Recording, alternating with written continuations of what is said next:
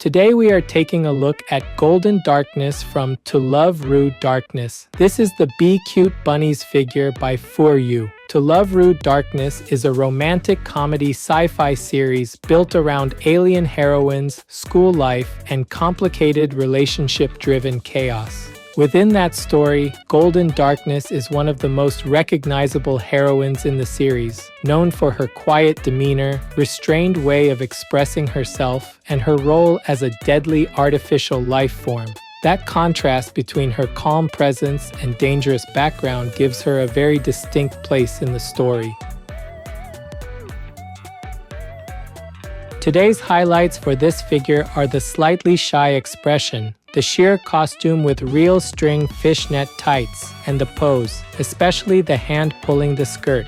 The first highlight is the slightly shy expression. The eyes face forward clearly, but the lowered upper eyelids, the small closed mouth, and the faint blush across the cheeks keep that expression from feeling too direct. Instead of looking sharp or aggressive, the face settles into a more reserved mood that feels quietly self-conscious. The second highlight is the sheer costume with real string fishnet tights.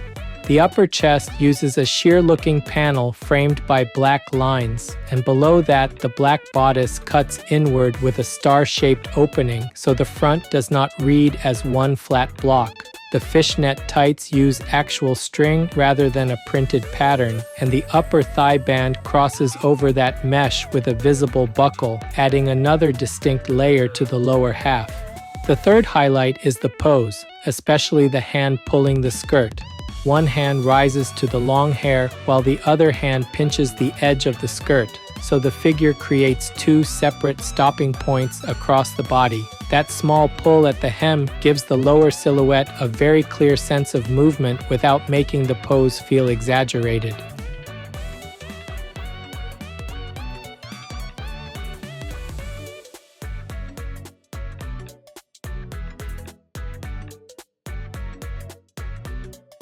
This channel brings you figure reviews and anime merchandise updates straight from Japan. If you enjoyed this kind of content, don't forget to subscribe.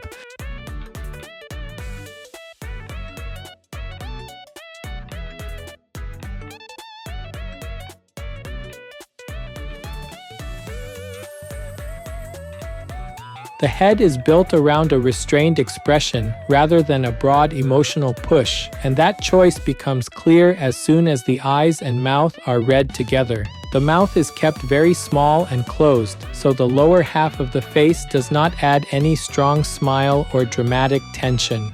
Above that, the eyelids sit slightly low over the eyes, which softens the forward gaze and keeps it from feeling too assertive. The irises are filled with red tones, brighter inner color separation, and layered white highlights, so the center of the face still has a strong focal point even though the overall expression remains quiet.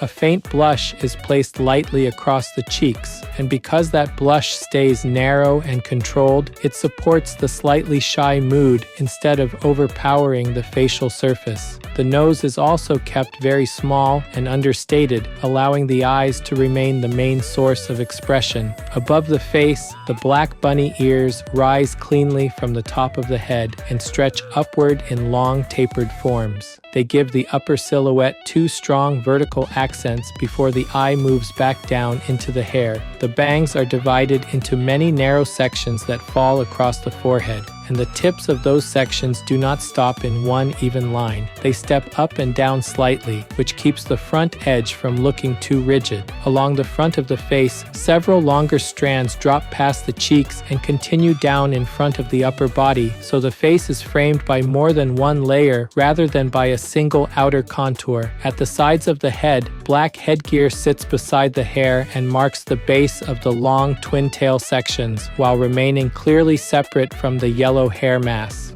From there, the rear hair flows downward in thick, extended sections that reach well below the waist. The surface of those long sections is marked by shallow grooves, so the hair reads as grouped strands rather than as plain smooth boards. From the back, the center parting remains visible and the hair radiates outward before collecting into the long side sections, which helps the hairstyle keep a clear sense of direction all the way around the head.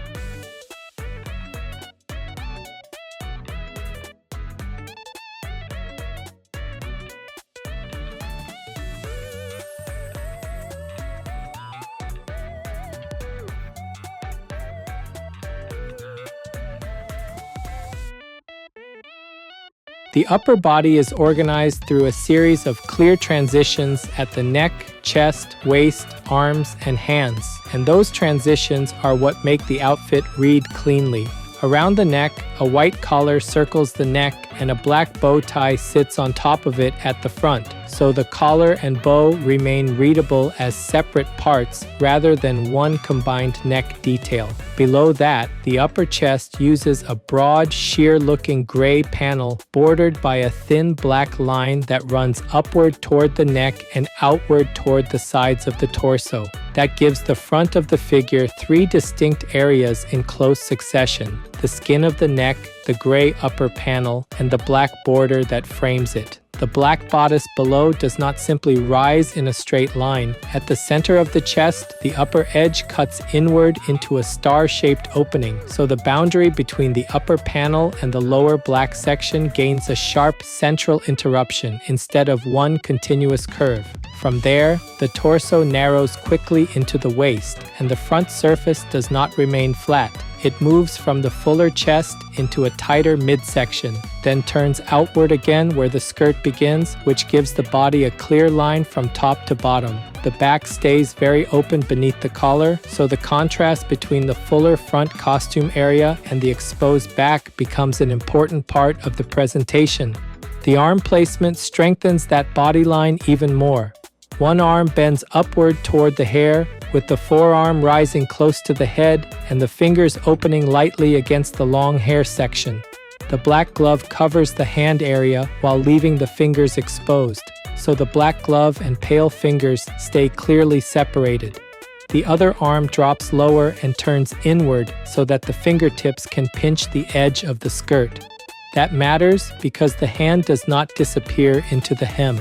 The glove, the fingers, and the skirt edge remain distinct, making the action of pulling the fabric easy to read. The long front hair strands also pass in front of parts of the chest and arms, creating another layer across the upper body and preventing the front view from feeling too open or empty.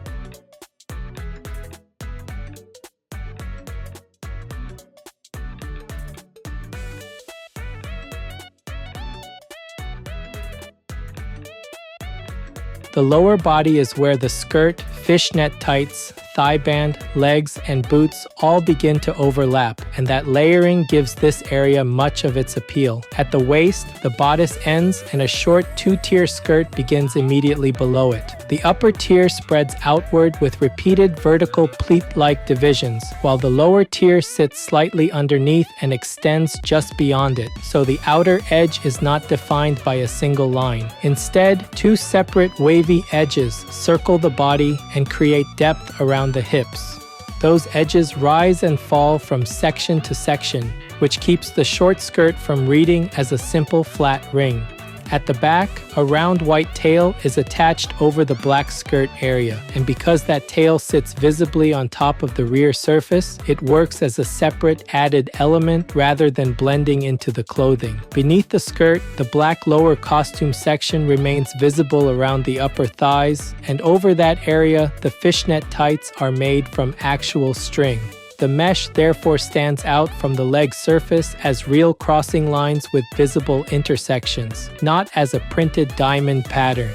The openings of the net continue down the legs in a repeated rhythm, making the skin and black linework alternate all the way from the thigh area to the ankles. One of the most important details here is the thigh band. It sits high on the upper thigh and does not wrap around in a perfectly level horizontal line. Instead, it crosses the thigh on a slight diagonal, and near the outer front area, a square buckle interrupts the smooth repetition of the fishnet pattern. Because the band is placed over the fishnet layer, the mesh continues visually beneath it rather than disappearing as though the band were directly against bare skin. That makes the band feel like a separate strap added on top of the tights, which gives the leg area another clear structural layer.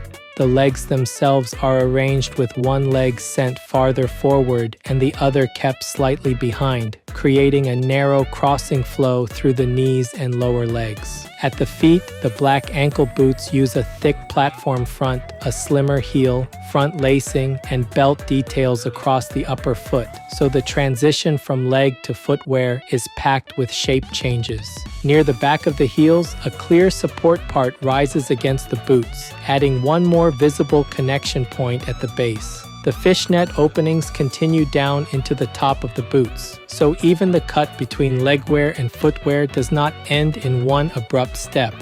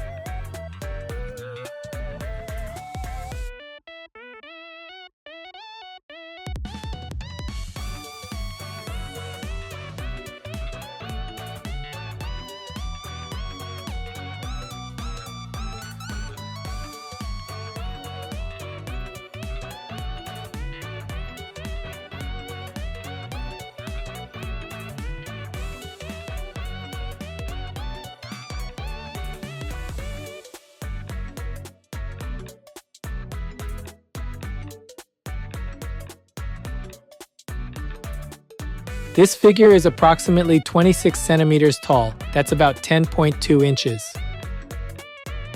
For size comparison, here's a 350 milliliter can. That's about 12 ounces in the US.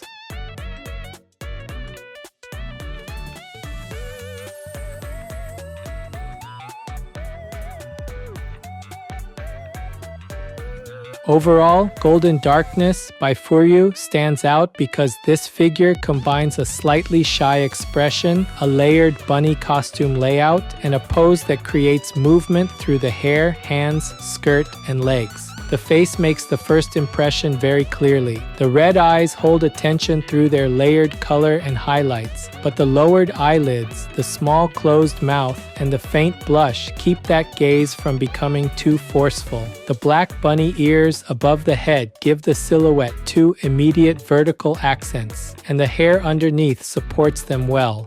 The bangs break into many narrow sections across the forehead. The front strands fall along the cheeks and chest, and the long twin tails extend far below the waist, so the head area already creates both fine detail and long sweeping lines. The upper body works because the costume is divided into clearly readable sections instead of being treated as one simple black block. The white collar and black bow tie sit separately at the neck. The sheer-looking gray upper panel opens the chest area visually, and the black bodice below cuts inward with a star-shaped opening that gives the center of the torso a sharp focal point.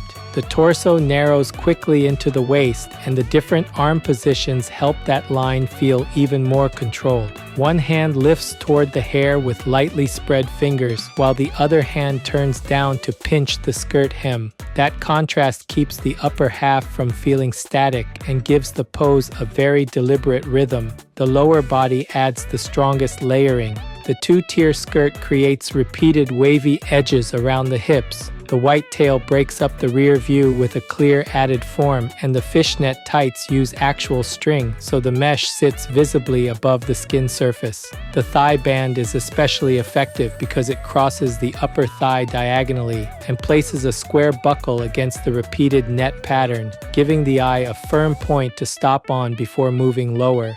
The boots then finish the figure with platform fronts, laces, belts, and high heels, adding more structure at the feet instead of ending the design too simply. What ties everything together is the overall flow. The eye starts at the bunny ears and face, moves through the chest and the hand at the hair, drops to the hand pulling the skirt, then continues through the thigh band and the crossing leg line. The long twin tails echo that movement from above, so the whole piece feels connected from top to bottom. Because of that, fans of To Love Ru Darkness or Golden Darkness will definitely enjoy this piece. Collectors who like reserved expressions, layered bunny outfit details, and poses with clear hand-driven movement should find it a very satisfying addition.